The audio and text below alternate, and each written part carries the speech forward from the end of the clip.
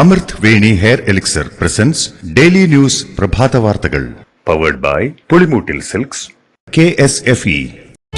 ഈ ആണുങ്ങൾക്ക് മാത്രം എന്താ ഇത്ര അധികം നെറ്റ് കെയറിലും ഹെയർ ലോസ് ഒക്കെ ഉണ്ടാവണേ? ആണുങ്ങളുടെ ഹെയർ ലോസിന്റെ മേജർ റീസൺസ് തന്നെ ഡിഫറെന്റ് ആണ്. സ്കാൽപ്പിലുള്ള 5 ആൽഫ റിഡക്ടേസ് എന്ന എൻസൈം നിങ്ങളുടെ ഹോർമോണുമായി ചേർന്ന് ഹെയർ ഫോളിക്കിൾസിനെ ചുരുക്കുന്നു. Amrut Veni hair elixir for men use ചെയ്യൂ. പുരുഷന്മാർക്ക് വേണ്ടി ബയോടെക്നോളജി പ്രകാരം പ്രത്യേകം ഡെവലപ്പ് ചെയ്തത്. നമസ്കാരം, ഞാൻ ഡേസി ബിജു. ഡെയിലി ന്യൂസിന്റെ പ്രഭാത വാർത്തകളിലേക്ക് സ്വാഗതം. ഇന്ന് ജനുവരി 18 ശനിയാഴ്ച. കേന്ദ്ര സർക്കാർ ജീവനക്കാരുടെ നിലവിലുള്ള കുറഞ്ഞ അടിസ്ഥാന ശമ്പളം 18,000 രൂപ എന്നത് 40,000 രൂപ കടന്നേക്കുമെന്ന് റിപ്പോർട്ടുകൾ. കേന്ദ്ര സർക്കാർ ജീവനക്കാരുടെ ശമ്പളം വർദ്ധിപ്പിക്കുന്നതിന് മുന്നോടിയായി 8ാം ശമ്പള കമ്മീഷൻ രൂപവൽക്കരിക്കാൻ തീരുമാനമായതിന്റെ പശ്ചാത്തലത്തിലാണ് ഇത്. പ്രധാനമന്ത്രി നരേന്ദ്രമോദിയുടെ അധ്യക്ഷതയിൽ ചേർന്ന മന്ത്രിസഭാ യോഗമാണ് ഇതിന് അംഗീകാരം നൽകിയത്. ശമ്പളവും പെൻഷനും നിർണ്ണയിക്കാൻ ഉപയോഗിക്കുന്ന ഗുണിതമായ ഫിറ്റ്മെന്റ് ഫാക്ടർ 2.57 ആയിരുന്നത് ഏറിയാൽ 2.86 വരെ ആകാം. ഇത് 2.86 ആക്കി നിശ്ചയിച്ചാൽ ഇപ്പോഴത്തെ 18,000 രൂപ എന്ന കുറഞ്ഞ അടിസ്ഥാന ശമ്പളം 51,480 രൂപയായി ഉയരാനും സാധ്യതയുണ്ട്. റഷ്യൻ പട്ടാളത്തിൽ ചേർന്ന 12 ഇന്ത്യക്കാർ കൊല്ലപ്പെട്ടെന്ന് വിദേശകാര്യ മന്ത്രാലയം സ്ഥിരീകരിച്ചു. നിലവിൽ തിരിച്ചെത്താനുള്ള 18 ഇന്ത്യക്കാരിൽ 16 പേരെ കാണാനില്ലെന്ന് റഷ്യ അറിയിച്ചതായും വിദേശകാര്യ വക്താവ് പറഞ്ഞു. യുദ്ധമുഖത്ത് കൊല്ലപ്പെട്ട തൃശൂർ സ്വദേശി ബിനിൽ ബാബുവിന്റെ മൃതദേഹം നാട്ടിലെത്തിക്കാനുള്ള ശ്രമം തുടരുകയാണ്. പാലക്കാട്ട് കഞ്ചിക്കോട്ടെ ബ്രൂവറി അനുവദിച്ചതിനെതിരെയുള്ള പ്രതിപക്ഷ ആരോപണങ്ങൾക്ക് പിന്നിൽ രാഷ്ട്രീയ ലക്ഷ്യമെന്ന് മന്ത്രി MP രാജേഷ്. ബ്രൂവറി അനുമതിക്കായി ടെൻഡർ വിളിക്കേണ്ട കാര്യമില്ലെന്നും കേന്ദ്ര സർക്കാർ ഷോർട്ട് ലിസ്റ്റ് ചെയ്ത കമ്പനിക്കാണ് അനുമതി നൽകിയതെന്നും നിയമാനുസൃതം പരിശോധിച്ചാണ് അനുമതി നൽകിയതെന്നും MP രാജേഷ് വ്യക്തമാക്കി. മദ്യനിർമ്മാണശാലകൾക്ക് അനുമതി നൽകുമെന്ന് മദ്യനയത്തിൽ പറഞ്ഞിട്ടുണ്ടെന്നും എക്സൈസ് വകുപ്പ് മന്ത്രി MP രാജേഷ് കൂട്ടിച്ചേർത്തു. സ്കൂൾ കലോത്സവ റിപ്പോർട്ടിംഗുമായി ബന്ധപ്പെട്ട പോക്സോ കേസിൽ മുൻകൂർ ജാമ്യം നേടി പ്രതികൾ കോടതിയെ സമീപിച്ചു. കലോത്സവ റിപ്പോർട്ടിംഗിനിടെയുണ്ടായ ദ്വയാർത്ഥ പ്രയോഗവുമായി ബന്ധപ്പെട്ട റിപ്പോർട്ടർ ചാനലിനെതിരായ പോക്സോ കേസിൽ consulting editor Arunkumar, reporter Shahabas എന്നിവരാണ് ഹൈക്കോടതിയെ സമീപിച്ചത്. ചാനലിനെതിരായ ആരോപണങ്ങൾ രാഷ്ട്രീയ പ്രേരിതമാണെന്ന് ചൂണ്ടിക്കാട്ടിയാണ് ഹർജി. ചേന്ദമംഗലത്ത് ഒരു കുടുംബത്തിലെ 3 പേരുടെ കൊലപാതകത്തിൽ നടുങ്ങി നാട്. അയൽവാസിയായ ഋതു ഇരുമ്പ് വടികൊണ്ട് അടിച്ചുകൊന്ന 3 പേരുടെയും മൃതദേഹങ്ങൾ പോസ്റ്റ്മോർട്ടത്തിന് ശേഷം ബന്ധുക്കൾ ഏറ്റുവാങ്ങി. ക്രിമിനൽ പശ്ചാത്തലമുള്ളയാളാണ് ഋതുവെന്നും നിരീക്ഷണത്തിലായിരുന്നുവെന്നും പോലീസ് അറിയിച്ചു. ചേന്ദമംഗലം കൂട്ടക്കൊലയിലെ പ്രതി ഋതുവിന് മാനസിക പ്രശ്നമില്ലെന്ന് പോലീസ്. ചോദ്യം ചെയ്യലുമായി പ്രതി സഹകരിക്കുന്നുണ്ടെന്ന് മുനമ്പം DYSP ജയകൃഷ്ണൻ പറഞ്ഞു. മറ്റൊരു കേസിൽ പ്രതി റിമാൻഡിൽ കഴിഞ്ഞിട്ടുണ്ട്. ഇന്നലെ പ്രതി ലഹരി ഉപയോഗിച്ചിരുന്നില്ല. മാനസിക പ്രശ്നമുണ്ടെന്ന കാര്യവും ചികിത്സ തേടിയിരുന്നു എന്നതും പ്രാഥമിക അന്വേഷണത്തിൽ കണ്ടെത്തിയിട്ടില്ലെന്നും DYSP പറഞ്ഞു. എറണാകുളം ചേന്ദമംഗലം കൂട്ടക്കൊലക്കേസ് പ്രതി ഋതു ജയനു നേരെ കയ്യേറ്റ ശ്രമം. പറവൂർ കോടതിയിൽ ഹാജരാക്കിയപ്പോഴാണ് ജനങ്ങളുടെ ഭാഗത്തുനിന്നും പ്രതിക്ക് നേരെ കയ്യേറ്റ ശ്രമം ഉണ്ടായത്. North Paravur judicial 1ാം class magistrate കോടതിയിൽ ഹാജരാക്കിയ പ്രതിയെ 2 ആഴ്ചത്തേക്ക് റിമാൻഡ് ചെയ്തു. നടി ഹണി റോസിനെതിരെ നടത്തിയ പരാമർശങ്ങളിൽ രാഹുൽ ഈശ്വറിനെതിരെ കേസെടുത്ത് സംസ്ഥാന യുവജന കമ്മീഷൻ. ടെലിവിഷൻ ചാനൽ ചർച്ചകളിൽ രാഹുൽ നിരന്തരമായി സ്ത്രീത്വത്തെ അവഹേളിക്കുന്നുവെന്ന് ചൂണ്ടിക്കാട്ടി ദിശ എന്ന സംഘടന യുവജന കമ്മീഷന് പരാതി നൽകിയിരുന്നു. ഈ പരാതിയിൽ പോലീസിനോട് റിപ്പോർട്ട് തേടിയതായി കമ്മീഷൻ അധ്യക്ഷൻ M ഷാജർ പറഞ്ഞു.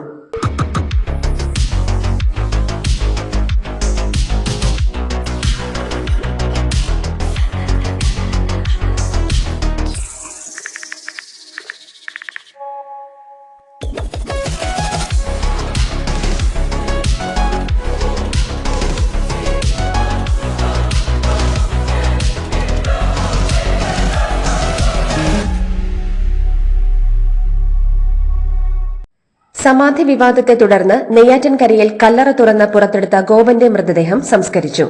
പൊളിച്ച കല്ലറയ്ക്ക് പകരം പുതിയ കല്ലറ തീർത്തായിരുന്നു ചടങ്ങുകൾ.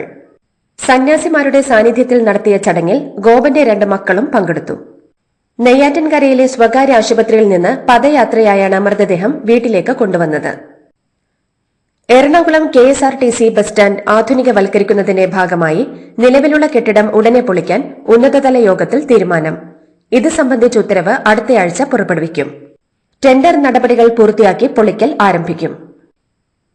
ശബരിമല മകരവിളക്ക് മഹോത്സവത്തിന്റെ ഭാഗമായുള്ള ദർശനം നാളെ രാത്രി അവസാനിക്കും.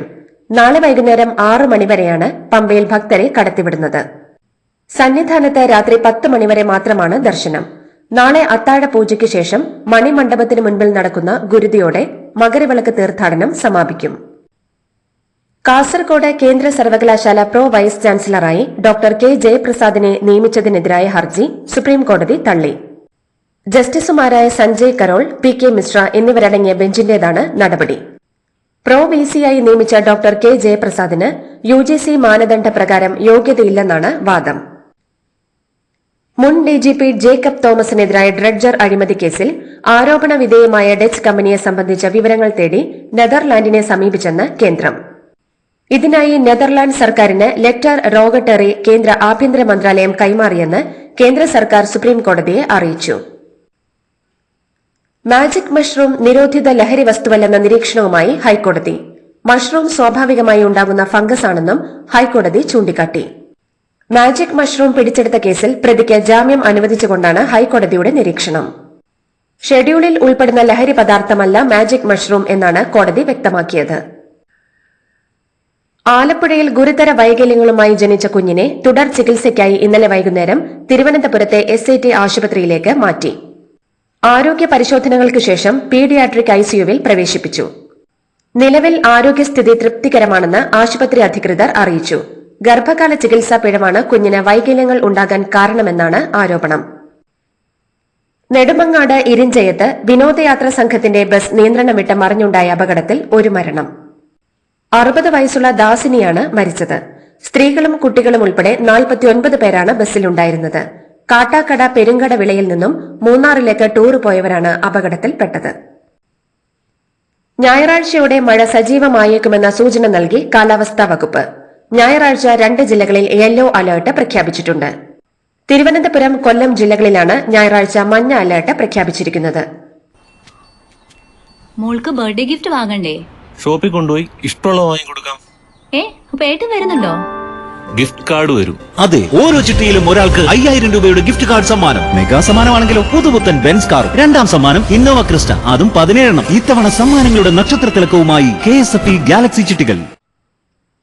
ആത്മഹത്യ പ്രേരണ കുറ്റം ചുമത്തി കേസെടുക്കുമ്പോൾ ജാഗ്രത പാലിക്കണമെന്ന് സുപ്രീംകോടതി. ആത്മഹത്യ ചെയ്തവരുടെ കുടുംബത്തെ ആശ്വസിപ്പിക്കാൻ കേസെടുക്കരുതെന്നും സാങ്കേതികത്വം മാത്രം മുൻനിർത്തി ആത്മഹത്യ പ്രേരണ കുറ്റം ചുമത്തരുതെന്നും സുപ്രീംകോടതി പറഞ്ഞു. തമിഴ്നാട് ഗവർണർ RN രവിയും സംസ്ഥാനം ഭരിക്കുന്ന DMK സർക്കാരും തമ്മിൽ ദീർഘകാലമായി തുടരുന്ന തർക്കത്തിൽ രൂക്ഷമായ പരാമർശവുമായി സുപ്രീംകോടതി. നിയമസഭ പാസാക്കിയ ബില്ലുകളിൽ ഒപ്പിടുന്നതും സർവകലാശാലകളിലെ വൈസ് ചാൻസലർ നിയമനവും ഉൾപ്പെടെയുള്ള വിഷയങ്ങളിലെ തർക്കത്തിൽ സുപ്രീംകോടതി ഇരു കൂട്ടർക്കും അന്ത്യശാസനം നൽകി. കൊൽക്കത്തയിൽ ആർജിക്കർ ആശുപത്രിയിൽ ട്രെയിനി ഡോക്ടർ ക്രൂരമായി കൊല്ലപ്പെട്ട കേസിൽ ഇന്ന് വിധി. കൊൽക്കത്തയിലെ വിചാരണ കോടതിയാണ് വിധി പറയുക. കഴിഞ്ഞ വർഷം ഓഗസ്റ്റിലാണ് ആർജിക്കർ മെഡിക്കൽ കോളേജിൽ ക്രൂര കൊലപാതകം നടന്നത്. പ്രതിക്ക് തൂക്കുകയർ ഉറപ്പാക്കുമെന്ന് മുഖ്യമന്ത്രി മമതാ ബാനർജി ഉറപ്പു നൽകിയിരുന്നു. ദില്ലി നിയമസഭാ തെരഞ്ഞെടുപ്പിന് മുന്നോടിയായി BJP പ്രകടന പത്രിക പുറത്തിറക്കി. സ്ത്രീകളുടെ ഉന്നമനത്തിനാണ് മുൻഗണന നൽകുന്നതെന്ന് പ്രകടന പത്രികയുടെ ആദ്യ ഭാഗം പുറത്തിറക്കി കേന്ദ്രമന്ത്രി JP നദ്ദ പറഞ്ഞു. ഗർഭിണികൾക്ക് ഒറ്റത്തവണ 21,000 രൂപയും 6 പോഷകാഹാര കിറ്റുകളും ആദ്യ കുട്ടിക്ക് 5,000 രൂപയും രണ്ടാമത്തെ കുട്ടിക്ക് 6,000 രൂപയും നൽകുമെന്ന് BJPയുടെ പ്രകടന പത്രിക വാഗ്ദാനം ചെയ്യുന്നു. സ്ത്രീകൾക്ക് പ്രതിമാസം 2,500 രൂപ ധനസഹായം നൽകുന്ന മഹിളാ സ്മൃതി യോജനയും BJP പ്രഖ്യാപിച്ചു. മെട്രോയിൽ യാത്ര ചെയ്യുന്ന വിദ്യാർത്ഥികൾക്ക് ഇളവ് നൽകണമെന്നാവശ്യപ്പെട്ട് മോദിക്ക് അരവിന്ദ് കെജ്രിവാളിന്റെ കത്ത്. വിദ്യാർത്ഥികൾ ഏറ്റവുമധികം ഉപയോഗിക്കുന്ന ഒന്നാണ് മെട്രോ സേവനം. അവരുടെ യാത്രാ ചെലവ് കുറയ്ക്കുന്നതിനായി 50% ഇളവ് വേണമെന്നാവശ്യപ്പെട്ടുകൊണ്ടാണ് കെജ്രിവാൾ തുറന്ന കത്തെഴുതിയത്. അമേരിക്കയിലെ ലോസ് ആഞ്ചലസിൽ ഇന്ത്യൻ എംബസി വരുന്നു. ലോസ് ആഞ്ചലസിൽ വൈകാതെ ഇന്ത്യൻ എംബസി സേവനം തുടങ്ങുമെന്ന് വിദേശകാര്യമന്ത്രി S ജയശങ്കർ വ്യക്തമാക്കി. ബംഗളൂരുവിൽ അമേരിക്കൻ കോൺസുലേറ്റ് ഉദ്ഘാടനം ചെയ്ത ചടങ്ങിലാണ് S ജയശങ്കറിന്റെ പ്രഖ്യാപനം. ഗാസയിലെ വെടിനിർത്തൽ കരാറിന് ഇസ്രായേൽ സുരക്ഷാകാര്യ മന്ത്രിസഭയുടെ അംഗീകാരം. 11 അംഗ മന്ത്രിസഭ വോട്ടെടുപ്പിലൂടെയായിരുന്നു കരാറിന് അംഗീകാരം നൽകിയത്. ഇതേ തുടർന്ന് കരാർ സമ്പൂർണ്ണ മന്ത്രിസഭയുടെ പരിഗണനയ്ക്ക് വിട്ടു. 33 അംഗ മന്ത്രിസഭയുടെ തീരുമാനം ഉടൻ ഉണ്ടാകുമെന്നാണ് വിവരം. മന്ത്രിസഭാ യോഗം അനുമതി നൽകിയാൽ നാളെ മുതൽ വെടിനിർത്തൽ കരാർ പ്രാബല്യത്തിൽ വരും. കേരള സ്കൂൾ കായികമേളയിൽ ഇനി മുതൽ കളരിപ്പയറ്റും മത്സര ഇനമാക്കുമെന്ന് പൊതുവിദ്യാഭ്യാസ തൊഴിൽ വകുപ്പ് മന്ത്രി വി ശിവൻകുട്ടി. ഇതിനുവേണ്ടി ഗെയിംസ് മാനുവൽ പരിഷ്കരിക്കുമെന്നും ദേശീയ ഗെയിംസിൽ കളരിപ്പയറ്റ് മത്സര ഇനമാക്കാത്ത ഇന്ത്യൻ ഒളിമ്പിക് അസോസിയേഷന്റെ നടപടി പ്രതിഷേധാർഹമാണെന്നും പറഞ്ഞ മന്ത്രി അസോസിയേഷൻ അധ്യക്ഷയും മലയാളിയുമായ PT ഉഷ ഇക്കാര്യത്തിൽ ഒളിച്ചു കളിക്കുകയാണെന്നും ആരോപിച്ചു. ഇതോടുകൂടി ഡെയിലി ന്യൂസിന്റെ ഇന്നത്തെ പ്രഭാത വാർത്തകൾ സമാപിക്കുന്നു. ഡെയിലി ന്യൂസിന് വേണ്ടി വാർത്തകൾ വായിച്ചത് ഡെയ്സി ബിജു. ഡെയിലി ന്യൂസ് ലൈവ്.in വാർത്തകൾ വിരൽ തുമ്പിൽ.